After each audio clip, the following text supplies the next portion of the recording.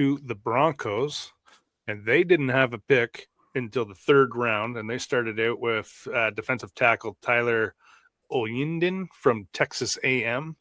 Then they came back in the fourth with Jonah Coleman from Washington, which I thought was a great pick for them, especially if their future backfield's him and RJ Harvey.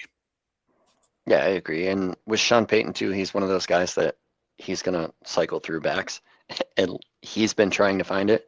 So they did sign J.K. Dobbins, so I was a little surprised at this pick.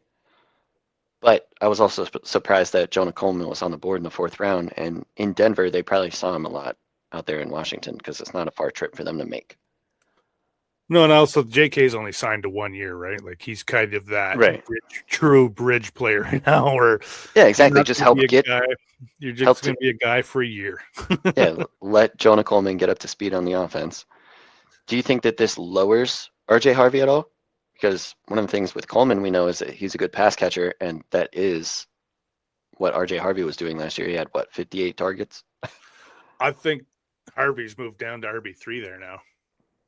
You think so? Yeah. So you think Coleman takes over him already?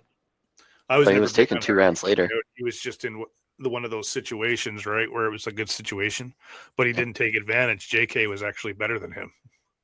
And the only time Harvey was actually really getting the ball was when JK was hurt. Yeah, I mean, he did have, 10 touchdowns?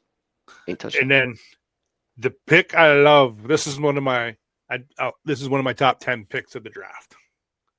Fifth round, tight end, Justin Jolly, a guy me and you said in the pre-draft process, this is a Sean McVay tight end.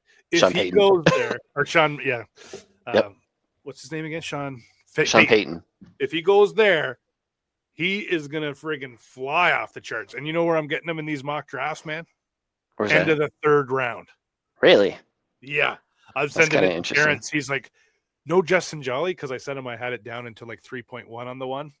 Because I sent you guys, like I said, I sent the invite.